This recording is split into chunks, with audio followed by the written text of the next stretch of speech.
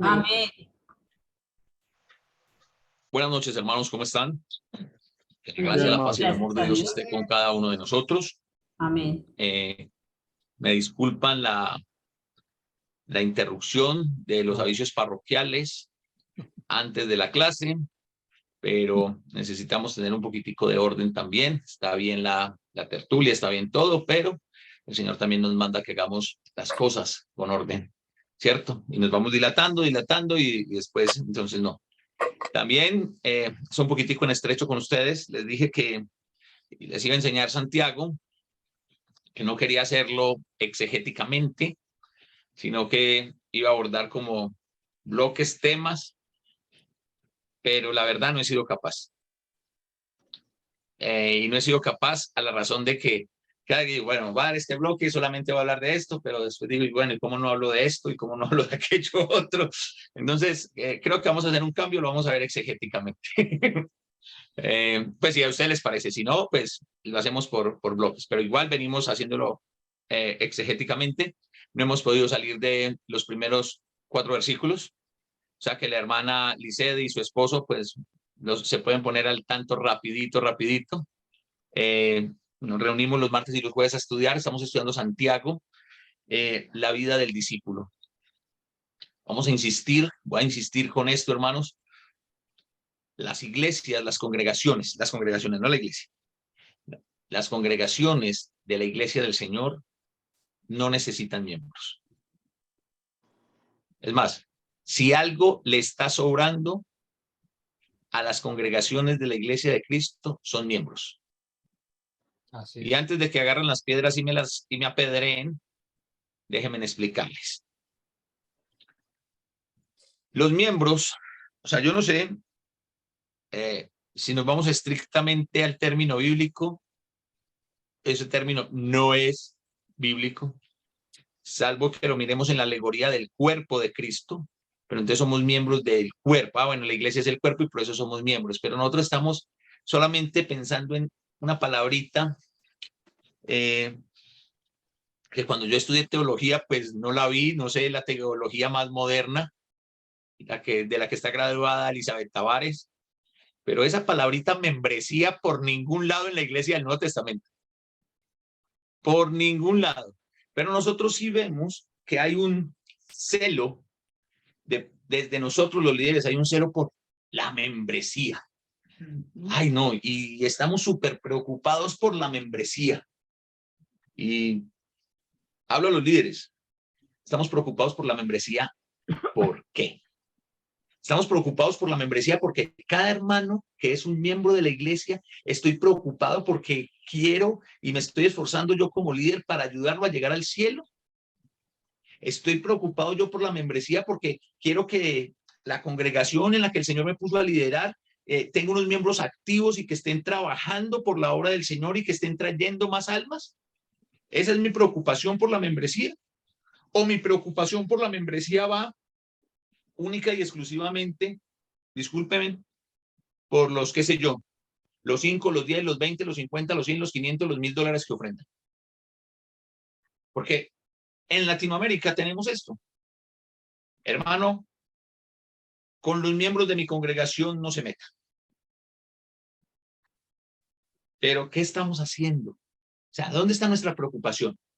El término que la Biblia utiliza para los seguidores de Cristo, para los miembros del cuerpo de Cristo, que es la iglesia, es el término discípulos. Y nos está haciendo falta en pila, diría un amigo mío argentino, uruguayo, mi gran amigo Jorge Quintana, diría, nos falta en pila. Pero en pila es en pila. ¿Por qué razón? Porque nosotros no estamos discipulando. Porque nosotros estamos dejando a un lado la Biblia, nuestro manual de instrucciones lo estamos dejando totalmente a un lado y nos volvimos una denominación más. Miren, hermanos, en la práctica, si nosotros agarramos una congregación X de la Iglesia de Cristo y la comparamos con cualquier otra de las 372 denominaciones cristianas que existen en Latinoamérica, en práctica no nos diferenciamos. Y entonces venimos a jalarnos el pelo con Daniel y yo no podemos, Daniel, Yamil y yo no podemos, ya nosotros estamos seguritos, ya para nosotros el cielo, los peludos que luchen. Bueno, nos jalamos del pelo, porque entonces ahí viene la otra parte, la otra palabrita mágica, Elizabeth, la doctrina de la iglesia. Y hablamos de la doctrina de la iglesia y se nos caen, diría un profesor mío de mercadeo, se nos caen las calzas de las muelas cuando hablamos de la doctrina de la iglesia. Y es que somos la iglesia del Señor porque tenemos la doctrina verdadera. ¿Saben que los invito a que vayan a cualquier denominación a ver si le dicen que la doctrina que ellos enseñan es falsa? A ver si alguna de esas denominaciones dice, miren hermanos, bienvenidos, esto es una iglesia, tenemos una doctrina que no es la verdadera, pero aquí la pasamos chévere. No, todos tienen la doctrina del Nuevo Testamento. Es más, en un porcentaje muy alto, y me voy a atrever a decir que es un porcentaje que sobrepasa el 90%, los comentarios bíblicos, los tratados que nosotros utilizamos para el estudio de la palabra son de denominacionales. Muy poquitos son de hermanos de la Iglesia de Cristo. Pero seguimos aferrados a la doctrina de la iglesia. Y yo les he hecho una pregunta que se ha hecho recurrente en todas estas clases de Santiago y es, ¿nosotros somos salvos por la doctrina o somos salvos por la fe? La Biblia dice que somos salvos por fe. Ahora, la fe nos lleva a seguir unas enseñanzas, pero levánteme la mano aquí los que son líderes. ¿Solo Yamil y yo? Perdón, solo Ramón y yo. A mí me tocó despertarla. No, y el socio mío en Girardota, no. ¿No lo pueden cambiar? Ok, los líderes. ¿Qué estamos haciendo nosotros con la doctrina? Para nosotros la doctrina es un conocimiento que envanece, o estamos trabajando duro para hacerlo vida en nosotros mismos y en los miembros, en la membresía de mi iglesia, porque muchos hablan de la membresía de su iglesia como si hubieran muerto por la iglesia. ¿Qué estamos haciendo? Nos estamos enfocando en ser nosotros discípulos y en discipular, o simple y llanamente tenemos un decálogo, no me estoy refiriendo a los 10 mandamientos, pero un listado de, en la iglesia de Cristo se hace esto, y tenemos uno que es 500 veces más grande de todo lo que no se hace. Miren, yo crecí en una familia cristiana. ¿Y saben qué? En mi adolescencia, en mi juventud, a Ramón le tocó todo eso. Ramón bautizó a Matusalén. No le iba a tocar yo de niño. Mentira, incluso cometí, o sea, los mismos errores que cometieron conmigo, yo los cometí cuando tuve un grupo de jóvenes donde estaba ya Ferni. A mí no me enseñaron, eso bien lo que decir, a mí no me enseñaron a vivir el cristianismo como forma de vida. A mí me enseñaron a ser religioso. Y eso es lo que nosotros le estamos enseñando a nuestros jóvenes, a que sean religiosos. ¿Y sabe qué es lo que tienen las religiones? Que las religiones aburren. Las religiones son hartas. Entonces, claro, es que usted no puede ir a una fiesta de 15 años con sus amigos porque usted es cristiano. Qué chévere. La verdad, a los 15 años jamás entendí dónde estaba el gozo de ser cristiano. Gente aburrida. Y eso que estoy hablando de que a mí me tocó un excelente grupo de jóvenes que nos la manteníamos de campamento, de finca en finca. Y aún así, no viví el cristianismo como forma de vida. Entonces, claro, viene todo lo que Santiago nos dice y no somos capaces de soportarlo. ¿Saben por qué no nos regocijamos en las pruebas? Porque nosotros no entendemos la prueba como parte de mi crecimiento espiritual. De hecho, entiendo la prueba como eso en lo que estoy así, a milímetros de perder la salvación. Yo no estoy entendiendo la prueba como un motivo o como ese vehículo que Dios está utilizando para que yo crezca espiritualmente. Para que yo crezca espiritualmente. Recuerden lo que les dije la semana pasada. La misma prueba tiene dos caras. Con la prueba, Dios quiere sacar lo mejor de ti. Pero con esa misma prueba, Satanás quiere sacar lo peor de ti. Aquí la pregunta es, ¿a quién le quieres hacer caso? ¿Con quién quieres jugar? ¿Al lado de quién quieres jugar? Entonces, nosotros necesitamos entender, y es lo que les venía diciendo la semana pasada, esta fue la última diapositiva que vimos la semana pasada, que en esta última parte decía,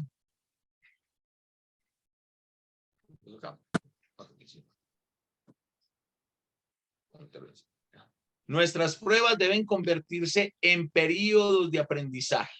¿Pero por qué nuestras pruebas deben convertirse en periodos de aprendizaje? Porque ellas nos enseñan paciencia, esa virtud de soportar las pruebas y a entender que el hecho de convertirnos en cristianos no nos libra automáticamente de los problemas. Ay, ay, ay, predicadores, hablo con ustedes.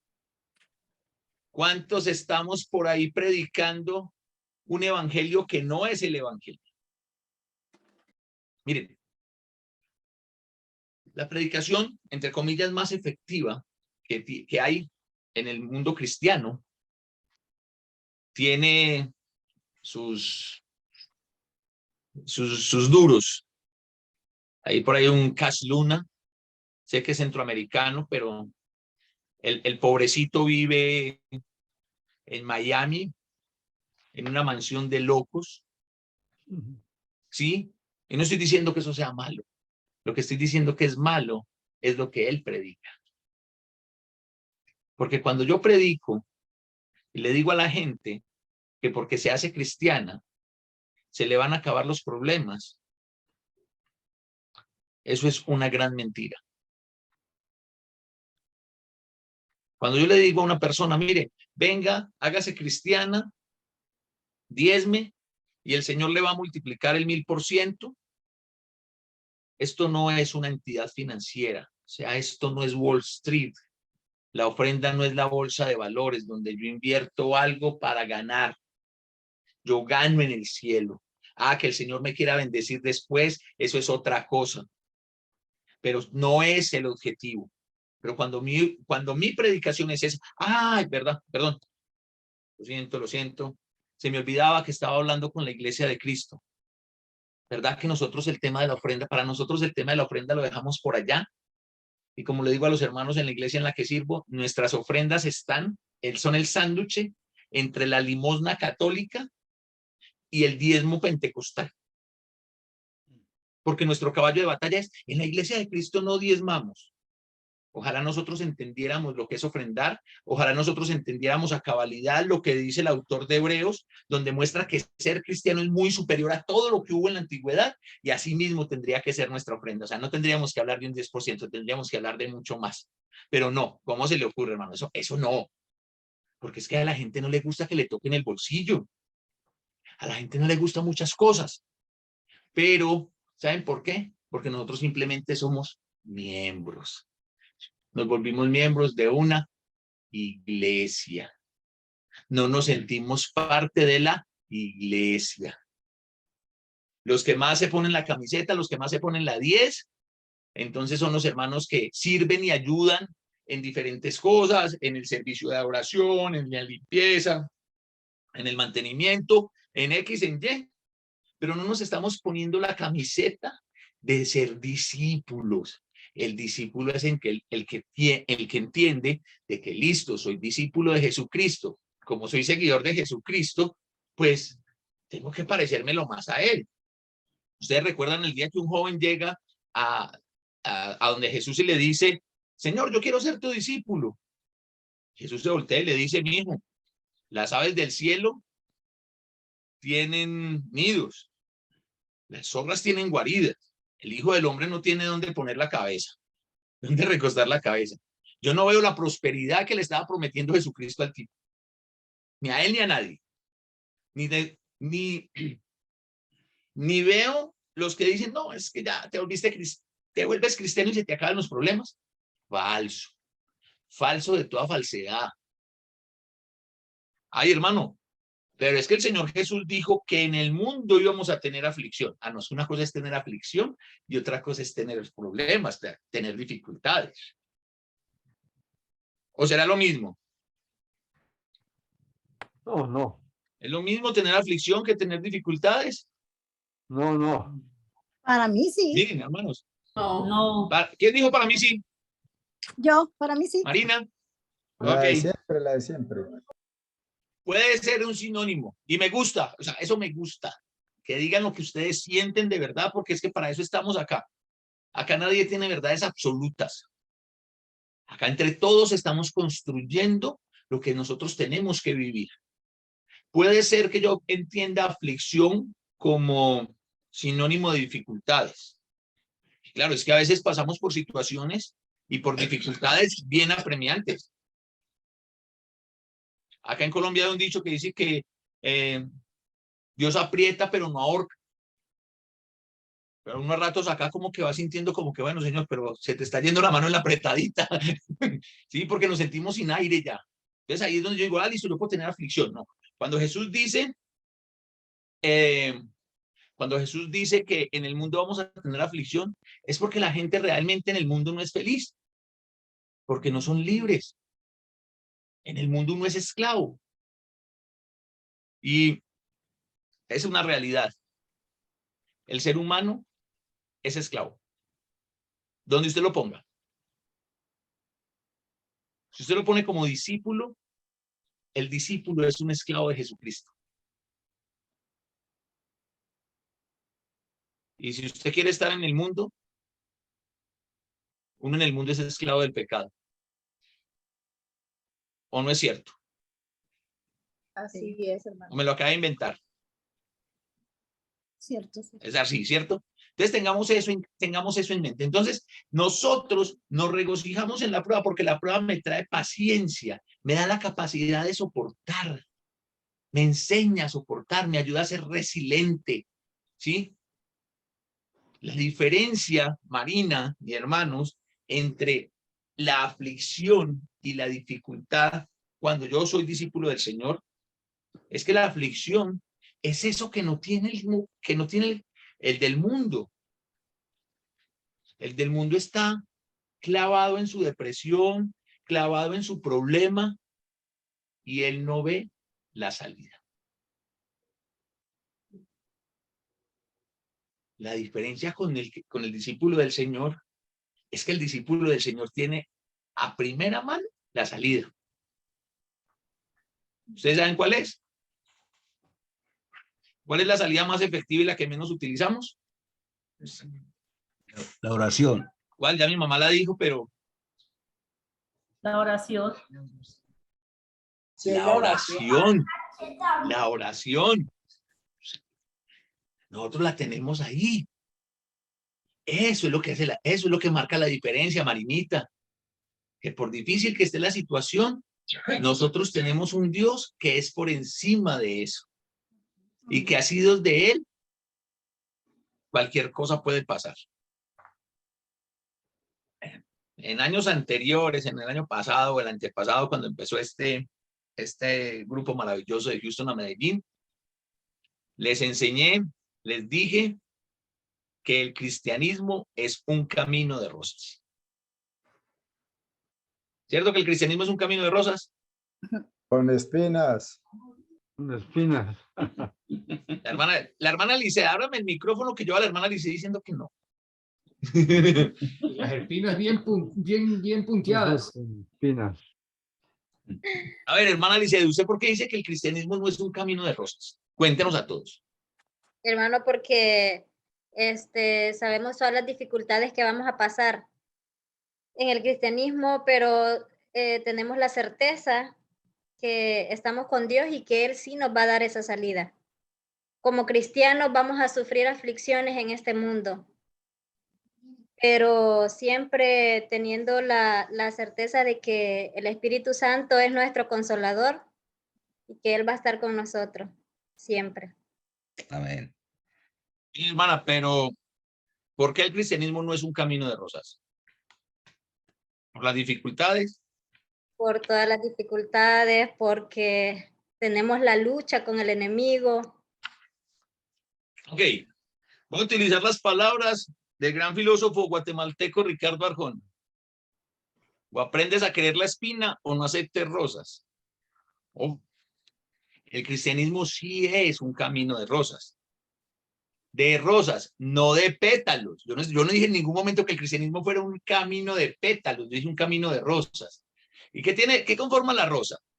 La conforman los tallos, las espinas y los pétalos. Las hojas. Y en el cristianismo vivimos todo esto.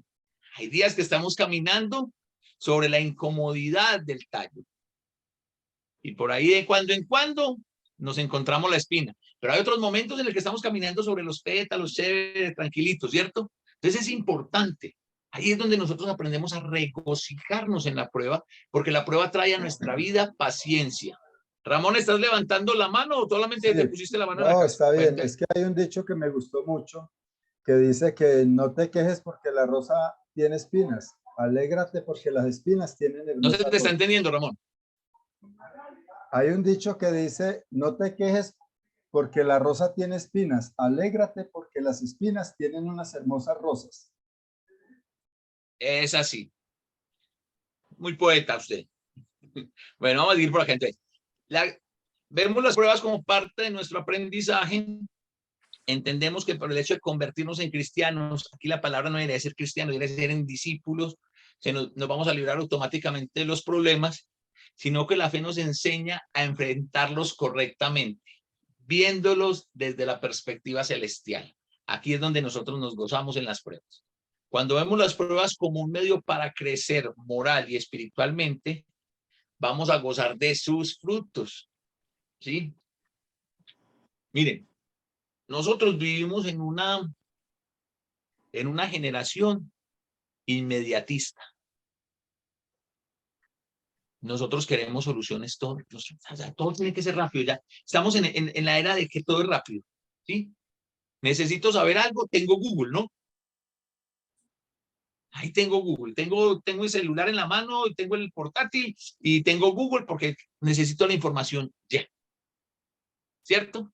Necesito la información ya. ¿Qué es lo más difícil de enfermarnos? Que pretendemos ir al médico, salir con la receta, comprarla y con la primera pastilla que me tome, ahora me conecté ya. con un hermano Dale. del Pero así no Salvador, funciona, ¿sí o no? que donde soy Los yo. que trabajan con salud. ¿Funciona así o no funciona así? Voy al médico, pido la primera, me entregan la receta, voy, compro los medicamentos, me tomo la primera pastilla y ya con eso me alivié. No. Yamil dice que no. Yo creo que no tampoco. Pero nosotros estamos así. Entonces nosotros, aquí es donde viene el punto de inflexión para nosotros. Ser cristiano, ser discípulo de Jesús, es un proceso. Es un proceso que dura desde que tomaste la decisión de morir a ti para convertirte en discípulo de Jesús hasta que te encuentres con Jesús, bien sea porque te llame o porque Él venga. Es un proceso y nosotros vamos caminando en ese proceso todos los días. ¿Y cómo vamos superando el proceso? A través de las diferentes pruebas que se nos presentan. Aquí voy a hacer un paréntesis grande, porque yo soy consciente de lo que acaba de decir, que estamos en un proceso. pero no es un proceso de años, aunque dije que duraba toda la vida.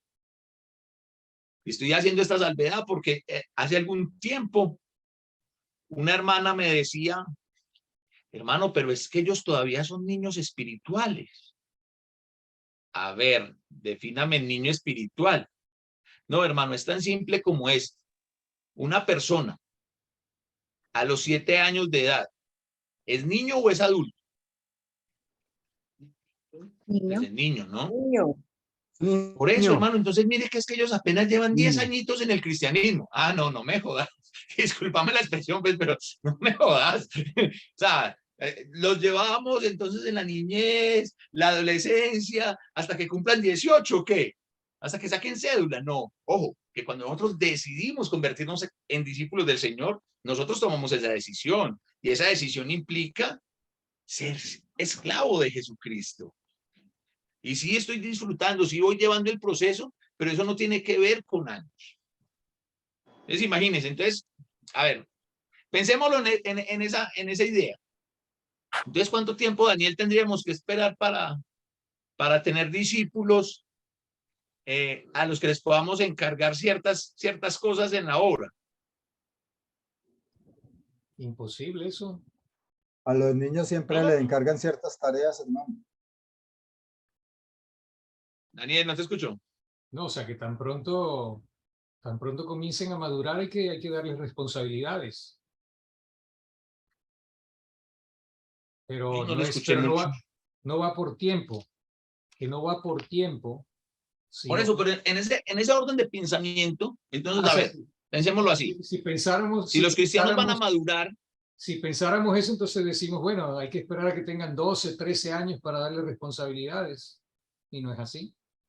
Pero hermano, mire imagínate. que cuando uno se bautiza, uno quiere servir en la iglesia ahí mismo, que lavar las sillas, arreglar el Perfecto, ya, salón. Beatriz, es que ese es el ideal. ¿Sabe qué? Ahí es donde nosotros hemos fallado. ¿Saben por qué? Porque a nosotros nos fascina criar resabiados. Entonces, no aprovechamos eso que Juan llamó el primer amor. ¿Se acuerdan cuando le escribe a las iglesias en Apocalipsis que le dice, ustedes dejaron su primer amor, vuélvase pues a ese primer amor?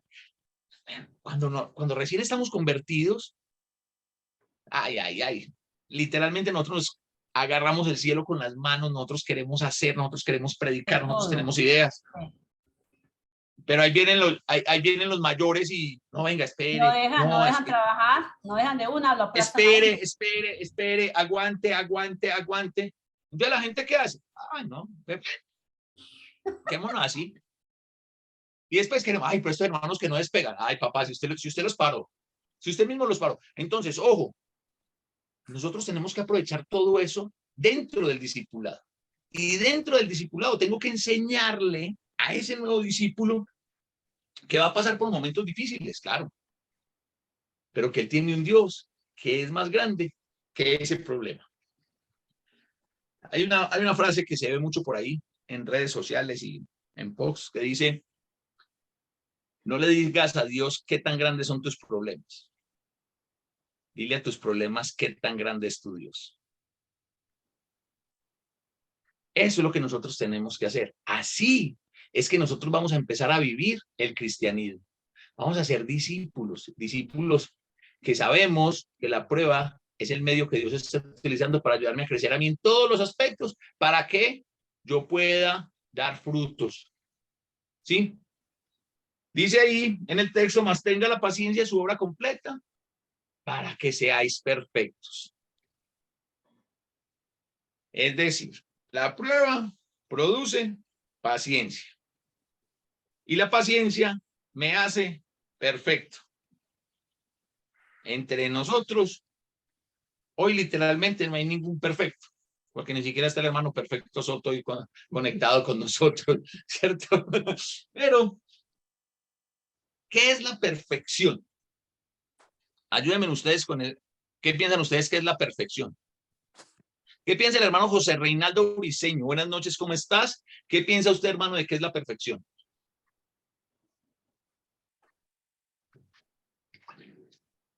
Hermano José.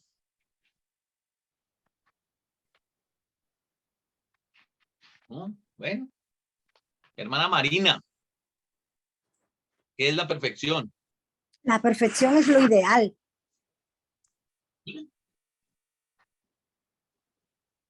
Lo ideal, dijo ella, lo ideal. Sí. Ok. El ideal. Ana Castro, que hace días no la escucho. Ana Castro, para usted, ¿qué es la perfección? La perfección es pues como le dice la palabra, lo perfecto, ¿cómo se llama? Ay, se me va la palabra. Es lo ideal para uno. La hermana Mi Lidia. mamá dice algo que no tiene defecto. Le voy a hacer un paréntesis Es aquí. lo ideal Mire las para cosas uno. Es lo que es ideal mire las para cosas uno. que pasan. Como yo tengo el Facebook también acá en el computador, justo cuando coloqué cuando hice la pregunta de qué es lo perfecto, llegó un mensaje, veo un mensaje ahí, una burbuja de mensaje. Yo, ¿qué es lo perfecto? El enojo. Yo, ¿qué? Yo me quedé así como, ¿quién escribió eso? Ya después me di cuenta que es un tema de una predicación de un hermano que me acaba de enviar. Sí. Entonces, ¿qué es lo perfecto? Lidia levantó la mano. A ver, yo escucho a Lidia. Es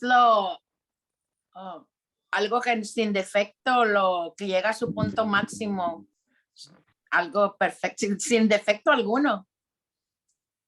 Ok, Claudia levantó la mano. El hermano Augusto. Claudia Castaño, abra el micrófono. El hermano Augusto levantó la mano primero. Bueno, hermana Claudia, sí. Primero las damas. La perfección es el logro de un objetivo. Ok. Claudia. Un estado de excelencia suprema. Un estado de excelencia suprema. Daniel, oiga, ustedes ahorita en la tertulia se les escucha súper bien. Ahorita no les escucha, no les entiende nada. Ya no me puedo aguantar. Ya no me puedo aguantar. Yo levanto la mano también. Dale. Hermana, no, pero espere, la hermana Beatriz y Yaferni tenían levantada la mano primero. Pero dale, que vos la levantaste primero, dale. No, la levantó la hermana Beatriz, la tenía levantada primero. Bueno, dale, ya miras contestado, hombre. Hermana Geomer, no, pero para darles chance. Hermana Geomer. Es lo sobrenatural. Lo sobrenatural. Okay. Yaferni y Beatriz. ¿Quién más? Hermana Beatriz, creo que querías decir algo. Sí. Dígalo. Es no tener errores. No tener errores. Ok, yo digo que la perfección es pensar y actuar como actuaría Jesucristo. ¿Cómo? Pensar y actuar como actuaría Jesucristo y pensaría Jesucristo. Muy bonitos. Unas respuestas maravillosas. Vi que el esposo de la hermana Lice levantó la mano. Hermano, ¿qué es para usted lo perfecto?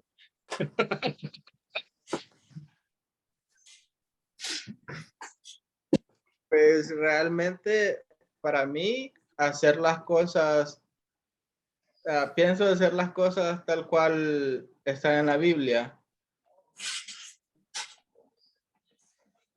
Ok. Vean, hermanos. Todos tienen la hermana unas Geomer ideas falta. muy bonitas. La hermana Geomer. Ya dije, hermano. ¿Otra vez? Ya dije que era lo sobrenatural, se no he bajado la mano. Ok, ya le bajo la mano. Ok. Bueno, todos tienen unas ideas muy bonitas. Dieron unas definiciones hermosas, maravillosas, pero todas utópicas. O sea, tienen una vara de la perfección por allá como a 20 metros. Tienen eso altísimo. Y sí, cuando hablamos de lo perfecto, cuando hablamos de perfección, entonces nos imaginamos lo que no tiene defecto, lo que no tiene errores. Y claro, cuando nos empezamos a ver ahí como sin defectos, sin errores, ya para de contar, ya para qué seguimos. ¿La alcanzan a ver? Está imperfecta, le faltan 2 litros de agua más. Esta botella es perfecta. ¿Saben por qué es perfecta? Porque No sirve porque no para tenga su bolladuras ni nada de eso. Porque es completa. Ya está completa. La perfección es llegar a estar a un estado de estar completos. Eso es la perfección. Por eso nosotros, dice acá el texto, que más tenga la paciencia su obra completa para que seáis perfectos. O sea, la paciencia nos va a llevar a ser completos. Completos. Ay, ¿cómo así? Les tengo una noticia. Eso se los voy a decir el jueves a partir de las 8:30.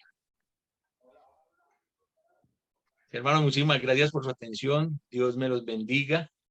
Que la gracia, la paz y el amor del Señor esté con cada uno de nosotros. Y que sea el Señor guardando nuestras almas y prosperando nuestras almas hasta que nos reunamos con Él en la eternidad. Muchas gracias por su atención, hermano. Amén. Amén, hermano. Amén. Gracias a usted.